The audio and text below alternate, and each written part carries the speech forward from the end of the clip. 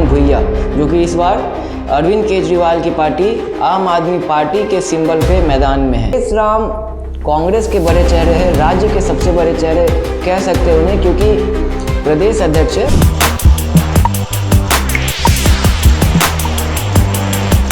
पहले चरण के मतदान हो चुके हैं और अब दूसरे चरण के मतदान की बारी है। ऐसे में वॉइस अप की टीम लगातार कुछ विधानसभा सीटों में भ्रमण कर रही थी और वहां का माहौल जानने का कोशिश कर रही थी। इसी बीच हम पहुंचे थे कुटुंबा विधानसभा में। आपको पहले भी हमने दिखाया कि कुटुंबा का क्या माहौल है। आपको जानकारी दे दें कि कुटुंबा में कांग्रेस के प्रदेश अध्यक्ष राजेश राम मैदान में हैं, मौजूदा विधायक भी है।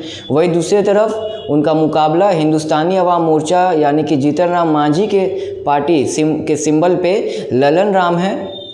एक और प्रत्याशी है जो हमारा ध्यान आकर्षित कर रहे हैं, श्रवण भुइयां, जो कि इस बार अरविंद केजरीवाल की पार्टी आम आदमी पार्टी के सिंबल पे मैदान में है। श्रवण भुइयां कितना असर पड़ेगा उनका इस बार के चुनाव में, ये आपको हम बताएंगे। उससे पहले आपको जानकारी दे दें कि 2010 के चुनाव में ललन राम जेडीयू के टिकट पे चुनाव जीते थे 2010 में। अभी वो जीतन राम मांझी के पार्टी से मैदान में है। तो 2010 में पहले भी ललन राम इस विधानसभा सीट से जीत के सदन तक जा पहुंचे हैं।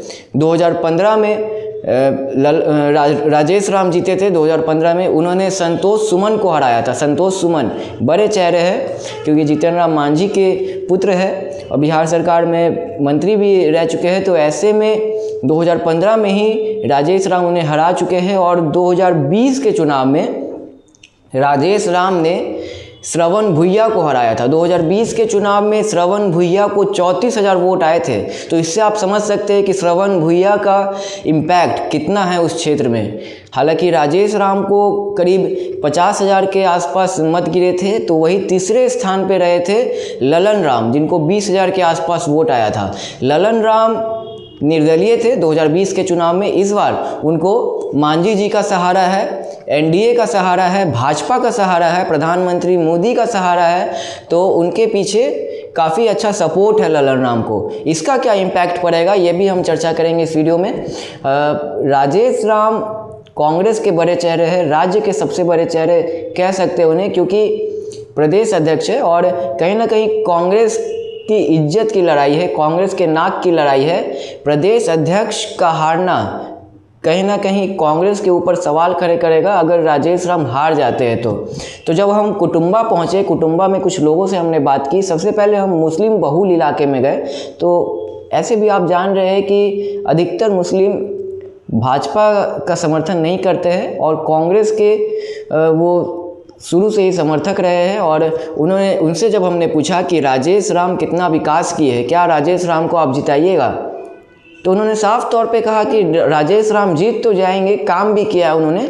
बस एक शिकायत थी उनकी कि राजेश राम हमारे क्षेत्र में नहीं आते हैं, लोगों से नहीं मिलते हैं, जिसको लेकर लोगों में नाराज़गी भी थी। हालांकि सपोर्ट तो कर रहे हैं, वोट तो उन्हीं को करेंगे, पर शिकायत यही है कि वो क्षेत्र में लोगों से मिलते नहीं हैं। जब हम बात किए ललन राम के बारे में, तो उसको लेकर लोगों का कहना था कि ललन राम अच्छे आदमी हैं, लगातार क्षेत्र में रहते हैं, आते भी हैं मिलने, पर इस बार वो एनडीए के पाले में चले गए हैं, जीतन राम मांझी के साथ है, प्रधानमंत्री के साथ है, भाजपा के साथ है, इसलिए उनको हम वोट नहीं देंगे। अगर वो फिर से निर्दलीय रहते तो शायद हम उनको ज़रूर जिताते।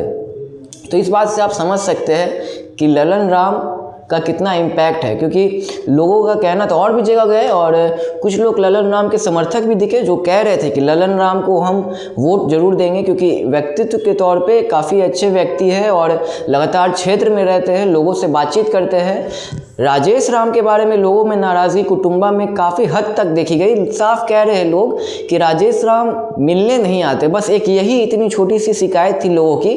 पर जब हमने विकास के बारे में बात किया, कुटुंबा के विकास के बारे में बात किया, कुटुंबा का कितना विकास हुआ है इस बारे में जब हमने लोगों से चर्चा की, तो साफ तौर पर लोगों का कहना था कि राजेश राम काम कर रहे हैं, सब ठीक है, बस आते नहीं हैं क्षेत्र में।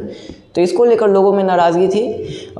श्रवण भुइयां 2020 के चुनाव में 34,000 वोट आया था उन्हें, श्रवण भुइयां को। हालांकि उस टाइम वो एनडीए के प्रत्याशी थे, जीतन राम मांझी के पार्टी से मैदान में थे। तो कहीं ना कहीं उसका भी इम्पैक्ट पड़ा होगा, क्योंकि एक बैकग्राउंड था उनका। इस बार वो बिहार में आम आदमी पार्टी का कितना बोलबाला है ये किसी से नहीं छुपा है, और आम आदमी पार्टी के सिंबल पे श्रवण भुइयां मैदान में हैं, तो 34,000 वोट तो आया था उन्हें। क्या वो इस लय को बरकरार रखते हैं? अगर इस बार उनको अच्छा खासा वोट आया तो कहीं ना कहीं टकराव हो सकता है। श्रवण भुइयां को अगर वोट आता है तो राजेश राम की मुश्किलें बढ़ जाएगी। जी हाँ, बेशक सही बात है, राजेश राम की मुश्किलें बढ़ जाएगी और ललन राम को कहीं ना कहीं फ़ायदा हो सकता है। हालांकि कुटुंबा में जहाँ तक हम गए और लोगों से जब हमने बात की तो राजेश राम निकल रहे हैं। जहाँ तक हमें लगता है, वॉइस सबको लगता है कि 10 से 12,000 के वोटों के अंतर से राजेश राम जीत सकते हैं कुटुंबा से। आपको जानकारी दे दें कि लगातार देश के बड़े चेहरे, देश के बड़े नेता कुटुंबा में लगातार प्रचार कर रहे हैं। लगातार भाजपा के तमाम बड़े चेहरे पूरी जोर आजमाइश कर रहे हैं कि किसी तरह ललन राम को कुटुंबा से जिता दे। तो वही दूसरी तरफ कांग्रेस भी अपनी पूरी तरीके से ज़ोरों शोरों से तैयारी में लगी हुई है कि राजेश राम को उन्हें जिताना है, क्योंकि कांग्रेस की इज्जत की लड़ाई है, कांग्रेस के नाक का सवाल है।